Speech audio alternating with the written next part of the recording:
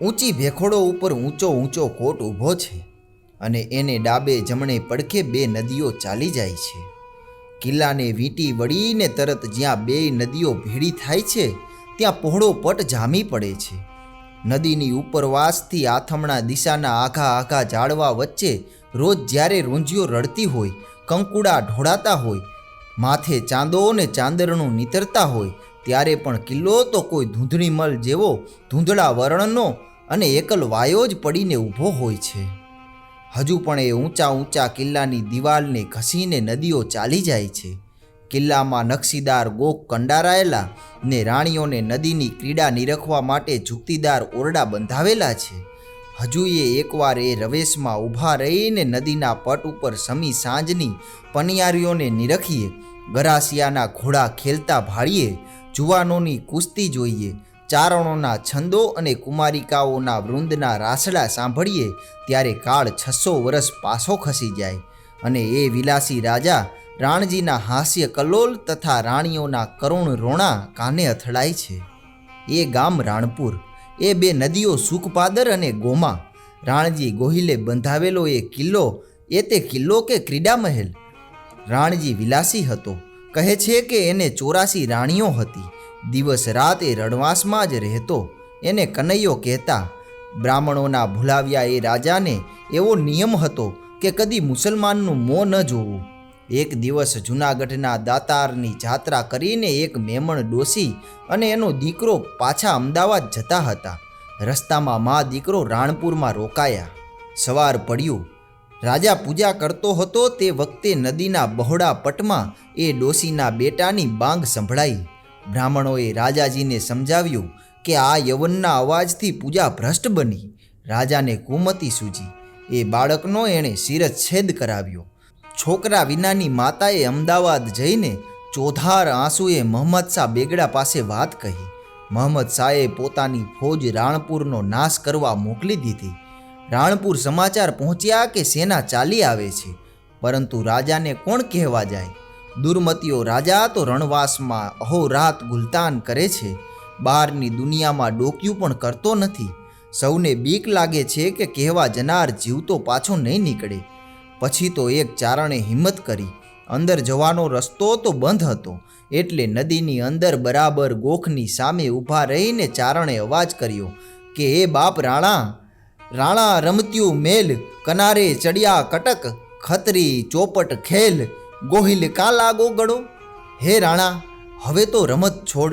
શત્રુનું સૈન્ય તારે સીમાડે કનારા સુધી આવી પહોંચ્યું. હે ક્ષત્રિય, ચોપાટની રમત શું તને એટલી બધી મીઠી લાગી કે હજુ નથી ચેતતો? ચારણના શબ્દો કાને પડતા તો ચોપાટના પાસા ફગાવીને રાણો ઊભો થયો. રાણીઓને ભલામણ દીધી કે જુઓ, જ્યાં સુધી મારા વાવટાને તમે રણભૂમિ પર ઉડતો જુઓ ત્યાં સુધી જાણજો કે હું જીવતો છું, પણ જ્યારે વાવટો ન દેખાય ત્યારે સમજજો કે મારો દેહ પડી ગયો. રાણીઓએ ઉત્તર દીધો, પણ રાજા જોજો હો, એ વાવટો પડ્યા પછી અમે 84માંથી એકેય જીવતી નહીં રહીએ. રાણજી સૈન્ય લઈને રણે ચડ્યો.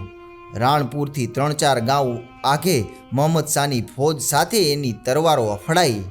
અહીં ગઢને ગોખે બેઠી બેઠી 84 રજપૂતાણીઓ નજર માંડીને જોયા કરે છે. ધજા ગગનમાં ઉડતી દેખાય છે. એ ધજાને આધારે રાણીઓ જીવે છે. વિજય કરીને રાણજી પાછા વળ્યા. જયશાળી સૈન્ય પર ઝંડો ફરકતો આવે છે, પણ રાણાનો દેવ રૂઠો છે ખરો ને. તે રસ્તામાં એક વાવ આવી. ઝંડો ઉપાડનાર ઝંડો નીચે મૂકીને વાવની અંદર પાણી પીવા ઉતર્યો. રાણજીનું ધ્યાન નહોતું રહ્યું. એ ભૂલી ગયો હતો કે એ નેજા ઉપર 84 જીવાત્માઓ ટાંપીને બેઠા હશે.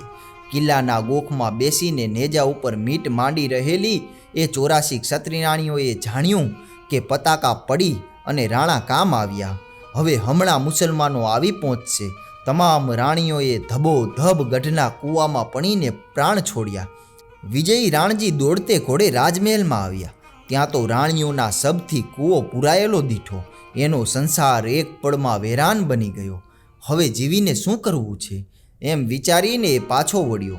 મુસલમાન ફોજ અમદાવાદ તરફ પાછી જતી હતી તેમાં પહોંચ્યો ને યુદ્ધ કરતાં કરતાં મરાયો. મુસલમાન ફોજ રાણપુર આવી.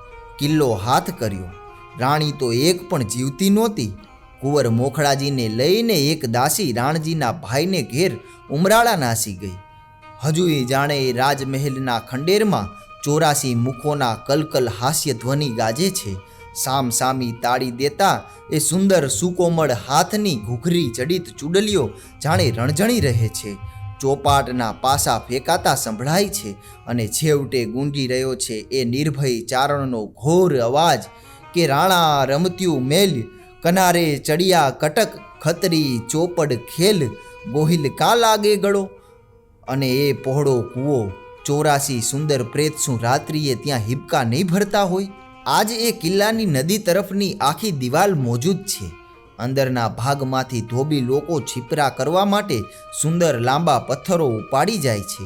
પૂર્વ દિશા પર દિવાલ વિનાનો એક જ દરવાજો ઊભો છે. એ દરવાજાના કમાડ પડી ગયા છે. કમાડ પર 600 ચોમાસા વરસી ગયા, પણ હજી લાકડું સળ્યું નથી. બાકી બધું છિન્ન ભિન્ન છે.